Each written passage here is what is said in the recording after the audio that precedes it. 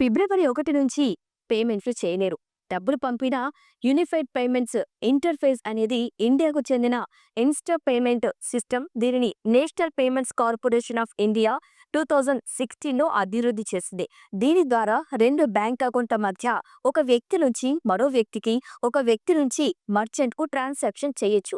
Tea తాగితే రూ. 10 నుంచి కూరగాయలు, ఇతర సామాగ్రి కోసం షాపింగ్ ఇలా వేలు, లక్షలు కూడా ఆన్‌లైన్‌లో యూపీఐ ద్వారా చేయొచ్చు. అయితే పేమెంట్స్ చేసేవారికి ట్రాన్సాక్షన్ ఐడి గురించి తెలిసే ఉంటుంది. కొన్ని చోట్ల పేమెంట్ చేసే సమయంలో ఐడి చెప్పమని అడుగుతుంటారు. ప్రతి ట్రాన్సాక్షన్‌కు ఈ ఐడి ఆటోమేటిక్‌గా తయారవుతూ ఉంటుంది. ఏ 2 ఐడీలు సేమ్ ఉండవు. సాధారణంగా ఈ యూపీఐ ట్రాన్సాక్షన్ ఐడీలు ఆల్ఫా న్యూమరిక్ అంటే అంకెలు, అక్షరాలు మాత్రమే ఉండేలా జనరేట్ అవుతాయి. కొన్ని సందర్భాల్లో స్పెషల్ క్యారెక్టర్స్ కూడా కలిపి ఉంటాయి. కలగలిపి ఉన్న ఐడీలు జనరేటర్ అవుతుంటాయి. అయితే ఇప్పుడు ఇలాంటి యూపీఐ ట్రాన్సాక్షన్ ఐడీలకు సంబంధించి ఎన్పిసిఐ కొత్త రూల్ తీసుకొచ్చింది. ఒక సర్క్యులర్ జారీ చేసింది. ఇకపై ట్రాన్సాక్షన్ ఐడీలో స్పెషల్ క్యారెక్టర్స్ ఉంటే ఆ యూపీఐ ట్రాన్సాక్షన్ ఐడీలను యూపీఐ సెంట్రల్ సిస్టమ్ అనుమతించదని స్పష్టం చేసింది. ఎన్పిసిఐ 2025 ఫిబ్రవరి 1 నుంచి ఇది అమల్లోకి వస్తుందని వివరించింది. ఇక ఈ విషయం దృష్టిలో పెట్టుకుని తాజాగా యూపీఐ వ్యవస్థలో భాగస్వామ్యమైన అన్ని digital payments and financial services కంపెనీలకు తెలిపింది.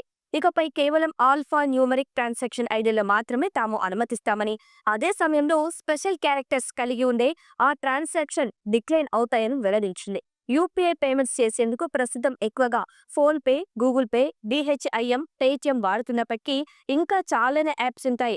క్రెడిట్, రీచార్జ్, నబీ one card, Bajaj Finserv, Dhani, బికాష్ వీటితో పాటుగా పలు బ్యాంకులు ప్రత్యేకంగా పేమెంట్ యాప్స్ తీసుకొచ్చాయి. వీటన్నింటిలోనూ ఇదే రూల్ వర్తిస్తుంది. ఇదే సమయంలో కొద్ది మంది మినహా దాదాపు అందరు భాగస్వాములు కొత్త నిబంధనలకు అనుగుణంగా మార్పులు చేసినట్లు ఎన్పిసిఐ పేర్కొంది. ఈ మార్పుతో యూపీఐ యూజర్లకు భద్రత పెరుగుతుందని, వ్యవస్థ మరింత మెరుగ్గా తయారవుతుందని తెలిపింది. ఇక యూపీఐ ట్రాన్సాక్షన్ విలువ ప్రతి నెల పెరుగుతూ పోతున్న సంగతి తెలిసిందే.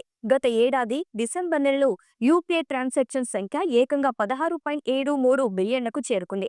దానికంటే ముందటి నెల కంటే ఇది 8% ఎక్కువ. విలువ పరంగా 23.25 లక్షల కోట్లకు పైగానే ఉంటుంది.